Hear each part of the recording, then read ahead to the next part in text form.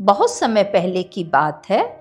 काशी में एक बस्ती थी और वहाँ बहुत सारे बढ़ई रहते थे। एक बार एक बढ़ई जंगल में लकड़ी लेने गया। वहाँ उसने देखा एक छोटा सा पिग का बच्चा एक गड्ढे में पड़ा हुआ है। उसने सोचा, यदि मैं इसको नहीं उठाऊंगा तो कोई जंगली जानवर इसको अपना शिकार बना लेगा। इसलिए वो उस बच्चे को उठाकर अपने साथ अपने घर ले आया और बच्चे की तरह उसे पालने लगा। वो भी बहुत समझदार निकला और बहुत जल्दी वो उसके छोटे छोटे काम बढ़ई के करने लगा। बढ़ई लकड़ी छीलता तो वो अपने मुंह से पकड़ लेता, बढ़ई कोई सामान लाने को कहता तो वो सामान लाके पकड़ा देता। धीरे धीरे वो बहुत हिष्ट पुष्ट हो गया।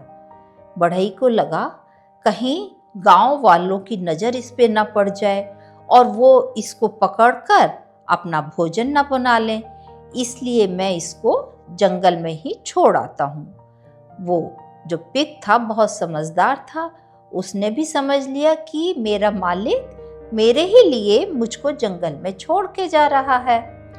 वो अपने रहने के लिए जगह तलाशी, एक गुफा में वो रहने लगा। आसपास उसने देखा और बहुत सारे पिग्स हैं, लेकिन सब एकदम दुबले पतले हैं। तो उसने एक समझदार बड़े वाले पिग से पूछा, आप सब तो यहाँ इतने फल फ्रूट हैं, फिर आप सब इतने कमजोर और दुबले पतले क्यों हो? तो उसने बताया, असल में यहाँ एक रहता है बाघ और वो रोज सवेरे आता है और हम में से किसी एक को पकड़कर अपना भोजन बना लेता है। तो उसने सोचा कि ओ अच्छा ऐसा है, ठीक है, मैं आपको इससे मुक्त करवाऊंगा, लेकिन आप सबको मेरा कहना मानना पड़ेगा। तो जो पिग थे जो पहले से जंगल में रह रहे थे, उन्होंने कहा ठीक है, तुम जैसा कहोगे हम वैसा ही करेंगे।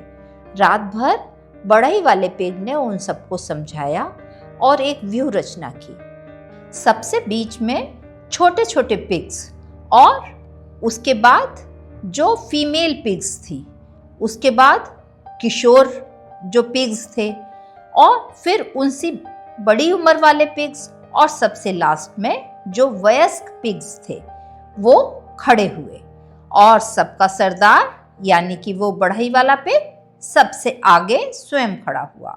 जहां वो खड़ा हुआ था उसके बाहर उसने एक बड़ा सा गड्ढा खुदवाया। वो जो गड्ढा था वो ढलानदार था। अब बाघ सवेरे सवेरे उठा, उसने देखा अरे ये सारे पिग्स तो एक व्यू रचना बना करके ऐसे खड़े हुए हैं, आज मुझसे डर भी नहीं रहे हैं। उसको बड़ा आश्चर्य हुआ। उसने जोर से मुंह खोल के जम्हाई ली तो सारे पिग्स ने भी जमाई ली। फिर उसने अपने दांत दिखाए तो सारे पिग्स ने भी अपने दांत दिखाए। अब बाघ को थोड़ा डर लगा और वो पहाड़ी की ओर चला गया। जब पहाड़ी की ओर चला गया तो वहां एक कुटिल व्यक्ति रहता था जो रोज बाघ का बचा हुआ जो शिकार होता था उससे अपना जीवन यापन करता था। तो उसने कहा, भाई बाघ, आज तुम खाली हाथ चले आ रहे हो? तो बाघ ने अपनी सारी आप बीती उसको बताई। वो कुटिल व्यक्ति ने उसको कहा, अरे तुमने जोर से दहाड़ा नहीं, तुम अगर जोर से दहाड़ते तो वो तुमसे डर के भाग जाते।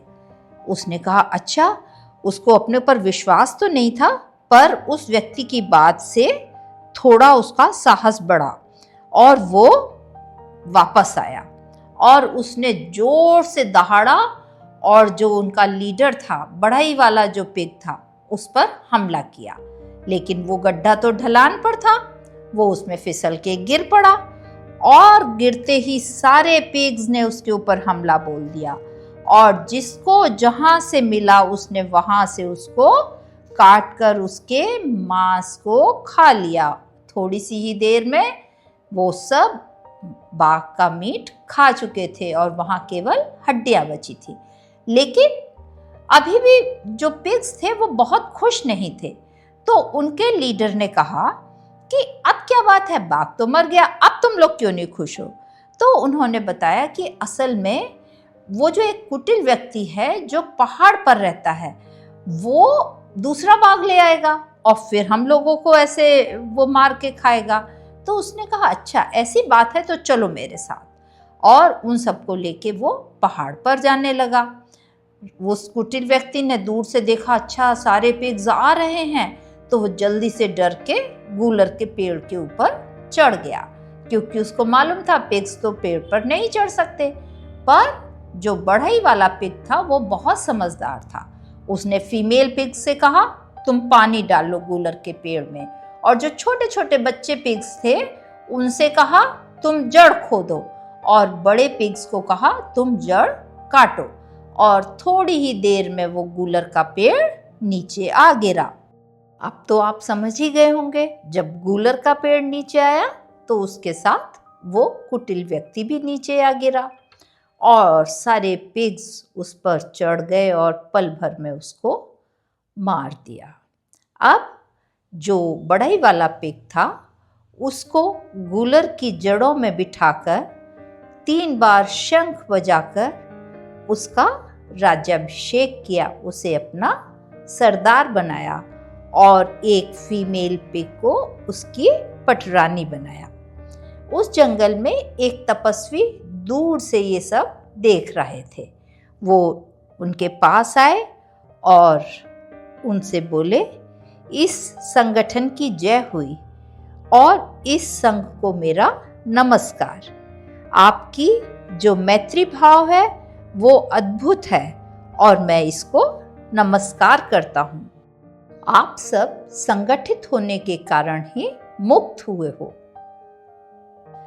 आज की कहानी से हमें यह शिक्षा मिलती है कि यदि कमजोर और छोटे छोटे लोग भी संगठित हो जाएं, तो वे अपने सबसे शक्तिशाली शत्रु को भी परास्त कर सकते हैं। एकता में बहुत बल होता है। अंत तक हमारे साथ बने रहने के लिए आप सबका बहुत बहुत धन्यवाद। यदि अभी तक आपने हमारा चैनल सब्सक्राइब नहीं किया है तो इसको सब्सक्राइब करिए, लाइक करिए और शेयर करिए। बेल आइकन दबाइए जिससे कि आने वाली कहानियों का नोटिफिकेशन सबसे पहले आपके पास पहुंच सके।